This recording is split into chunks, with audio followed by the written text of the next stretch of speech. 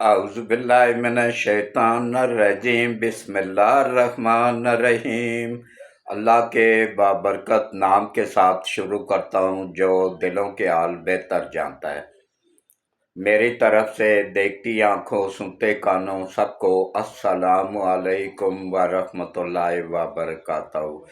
لاکھوں کروڑوں درود و سلام آقا دو عالم خاتم النبیین حضرت محمد مصطفیٰ صلی اللہ علیہ وآلہ وسلم پہ، آپ کی آل پاک پہ، صحابہ کرام پہ، اولیاء کرام پہ درود و سلام کے بعد میرا آج کا موضوع ہے پاکستان کے لیے خوشخبریاں ہی خوشخبریاں۔ سب سے پہلی خوشخبری، پیٹرول اور ڈیزل اچھی خاصی مقدار میں کم ہوئے ہیں۔ 74 لیٹر سستا ہوا ہے پیٹرول اور 71 لیٹر سستا ہوا ہے ڈیزل۔ یہ اچھا خاصا فرق پڑے گا کرایوں میں اور مہنگائی میں انشاءاللہ۔ 450 سے کم ہوتے انشاءاللہ اب 299 روپے پہ آ گیا۔ انشاءاللہ اگلے ہفتے مزید 50 روپے کم ہو رہے ہیں، اور انشاءاللہ بہت جلد عوام خوشخبری سنے گی کہ یہ 250 تک پہنچ جائے گا، بلکہ ہو سکتا ہے اس سے بھی نیچے آ جائے۔ تو اس کے علاوہ اب پاکستان دوسری خوشخبری کہ پاکستان ایران سے گیس اور پیٹرول لینے کا معاہدہ ایکٹیو ہو گیا۔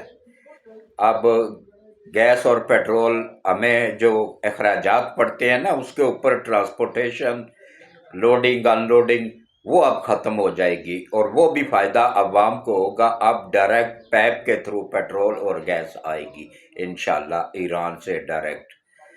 اور اس کے علاوہ پاکستان اور چین میں معاہدہ ہوا ہے جس سے جدید ترین پاکستان ایٹمی ریئیکٹر، ایٹمی افزودے لے رہا ہے، ایٹمی بحری جہاز لے رہا ہے، اور اس کے علاوہ ایٹمی میزائلوں سے لیس جے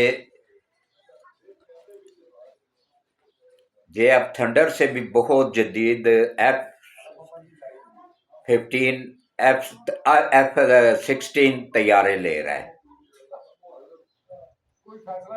اور اس کے علاوہ امریکہ سے بھی ایک خوشخبری آئی ہے، چین نے کے بعد امریکہ سے بھی خوشخبری آئی ہے کہ امریکہ نے پاکستان کے F-16 اپ گریڈ کرنے کی منظوری دے دی ہے، اور انڈیا کے تمام کوششیں، تمام وہ ردی کی ٹوکری میں درخواستیں ڈال دیں اور منظوری دے دی F-16 کو اپ گریڈ کرنے کی، اور یہ تقریباً $40 ارب کا پیکج ہے جو کہ پاکستان کو ملا ہے۔ اب ان سب خوشخبریوں کے نیچے ایک دبی ہوئی خوشخبری بھی ہے کہ انشاءاللہ گلگت بلتستان میں مسلم لیگ نون کی حکومت بننے جا رہی ہے۔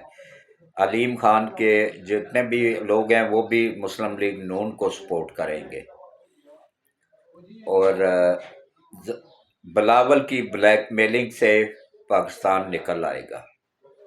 وہ پہلے کراچی کو تو سنبھال لینا، کراچی کا کیا حشر کر دیا اس بندے نے، 15 سال سے حکومت کر رہا ہے۔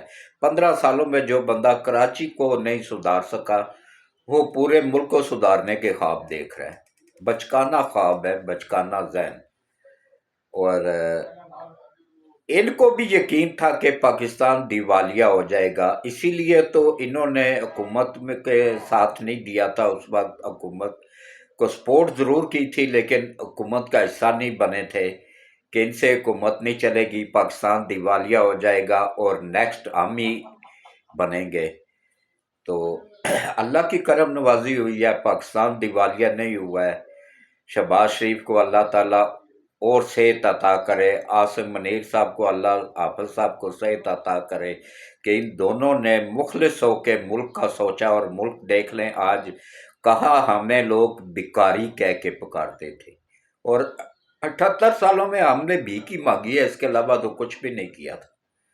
अब अल्लाह का शुक्र है कि हम उन आलमी ताकतों के मुकाबले में बैठ के बात करते हैं। और यूथ ये कह रहे हैं जी पाकिस्तान की कोई वैल्यू नहीं, उन्होंने डायरेक्ट मायदा किया, तो यूथियों के लिए बुरी खबर है कि उस मायदे का नाम इस्लामाबाद मायदा रखा गया है और उस पे 3 मुल्कों के साइन हुए हैं, एक अमेरिका के, एक ईरान के और एक पाकिस्तान के। और पाकिस्तान ने बतौर सालिस अदा किया है और पूरी दुनिया में हर एक मुल्क तारीफ कर रहा है पाकिस्तान की, कि अगर पाकिस्तान कोशिश ना करता तो पूरी दुनिया ही तबाह हो जाती, क्योंकि इसका सिर्फ फायदा हो रहा था इसराइल को और बाकी पूरी दुनिया को नुकसान हो रहा था। महंगाई का तूफान एक आ गया हुआ था पाकिस्तान समेत पूरी दुनिया में, पेट्रोल महंगा होने की वजह से पूरे वर्ल्ड में पेट्रोल के रेट इंतहाई ऊपर के लेवल पे पहुंच चुके थे। हत्ता के जो ममालक सऊदिया या जो ममालक पेट्रोल पैदा करते हैं, दुबई वगैरह, उनमें भी उनकी भी आवाम पिस गई थी महंगाई में और पेट्रोल की प्राइस में। तो पूरी दुनिया ने पाकिस्तान का शुक्रिया अदा किया है, उनकी असम्बलियों में करारदादें पेश हुई हैं और हर मुल्क ने पाकिस्तान का, अब पाकिस्तान का एक नाम बन गया पूरे वर्ल्ड में। और देख लें इंडिया कहाँ रह गया, बहुत पीछे के गुमनामी में गुम हो गया। उसकी उसको कोई पूछता ही नहीं, कोई नाम ही नहीं लेता उसका। कहाँ वो ख्वाब देख रहा था सुपर पावर बनने के, कहाँ उसका वो कि आज बिल्कुल तन्हाई का शिकार होके बैठा हुआ है। और कहाँ पाकिस्तान जिसको कि दुनिया कहती थी कि ये भीख मांगने वाला मुल्क है, आज देख लें सुपर पावर बन के सबको लीड कर रहा है। और सऊदीया के साथ साथ अब दिफाई मायदा होने जा रहा है कतर के साथ। उसके बाद तमाम अरब ममालक इंशाल्लाह इन 2 माह के अंदर अंदर पाकिस्तान की अफवाज पाकिस्तान से और गवर्नमेंट ऑफ पाकिस्तान से मायदा कर लेंगे और इसमें इंशाल्लाह पाकिस्तान को बहुत फ़ायदा होगा। जो पहले अमेरिका डॉलर खाता था ना इनसे लेके, वो अब इंशाल्लाह वो डॉलर सारे पाकिस्तान आएंगे, पाकिस्तान की मैशत मजबूत होगी, पाकिस्तान में महंगाई कंट्रोल होगी और इंशाल्लाह पाकिस्तान की अवाम तरक्की करेगी। और चीन ने अब सी पैक 2 के तहत रेल की पटरियां बिछानी शुरू कर दी हैं। पेशावर से कराची का सफ़र सिमट के 8 घंटों में, 24 घंटों से 8 घंटों पे आ जाएगा और लाहौर का सफ़र 2 घंटों तक महदूद हो जाएगा। इससे आप अंदाज़ा कर लें हाई स्पीड ट्रेनें चलने जा रही हैं और इसके अलावा पूरी दुनिया से लोग तजारत करेंगे, सयाह आएंगे ट्रेन में बैठ के, क्योंकि दुनिया में सस्ता तरीन अगर कोई सफ़र है तो वो ट्रेन का ही सफ़र है। तो उसके बाद फिर तेज़ी के साथ फैक्ट्रियां कारखाने लगना शुरू हो गए हैं। चीन तकरीबन 25 के करीब कारखाने पाकिस्तान को शिफ्ट कर चुका है, लेकिन ये कारखानों की तादाद 25,000 है। 25,000 कारखाना चीन पाकिस्तान शिफ्ट कर रहा है सी पैक 2 के तहत। और रशिया, रूस, उसके पास समुंदर नहीं है, वो तकरीबन 40,000 कारखाना पाकिस्तान शिफ्ट कर रहा है और एक एक कारखाने में 50,000 से 60,000 तक लोगों को रोजगार मिलेगा। या आप ढूंढेंगे भी तो आपको इंशाल्लाह बेरोजगार कोई नहीं मिलेगा और ये इसी साल के अंदर अंदर इंशाल्लाह हो जाएगा। और अवाम देखेगी। अब भी सुधर जाओ, जो लोग अब भी जहालत वाली बात कर रहे होते हैं ना कि हमारा मुल्क दिवालिया हो जाए या हमारा, आप ख्वाब देखना छोड़ दो। पाकिस्तान एक मजबूत मईशत बन चुका है और इंशाल्लाह पाकिस्तान अब आलम इस्लाम का लीडर बन चुका है, आलम इस्लाम को लीड कर रहा है और आगे भी इंशाल्लाह करेगा। और इसराइल की तबाही इंशाल्लाह पाकिस्तान के हाथों ही होगी। 80,000 फौज पहुंच चुकी है इसराइल के बॉर्डर पे सऊदीया में और इसके अलावा 28 JF थंडर तैयारे भी पहुंच चुके हैं, एक एटम बम भी पहुंच चुका है। एक भी बहुत है उसके लिए, 210 में से एक चला भी गया तो पाकिस्तान को कोई फर्क नहीं पड़ा है। اور انشاءاللہ یہ 12ویں مہینے میں ہم آئی ایم ایف کے چنگل سے بھی نکل جائیں گے، پھر جا کے اپنا بجٹ ہم بنا سکیں گے۔ ابھی تو یہ جو بجٹ بنا ہے نا، اس میں ریلیف ملا ہے کافی زیادہ، لیکن اس کی بہت مجبوریوں کے تحت منتیں کر کر کے، کیونکہ یہ بجٹ بنانے کا اختیار پاکستان کے پاس نہیں ہے، آئی ایم ایف کے پاس ہے۔ ہمارا اسٹیٹ بینک تک ہمارے پاس نہیں ہے، آئی ایم ایف کے پاس ہے۔ ہمارے جتنے بھی یہ پیٹرول کے ریٹ ہیں، گیس کے ریٹ ہیں، یہ بڑھانے کا اختیار آئی ایم ایف کے پاس ہے، گورنمنٹ کے پاس نہیں ہے۔ ہمارا اسٹیٹ بینک ہی ہمارے پاس نہیں ہے، تو کہاں سے پھر ملک نے ترقی کرنی ہے؟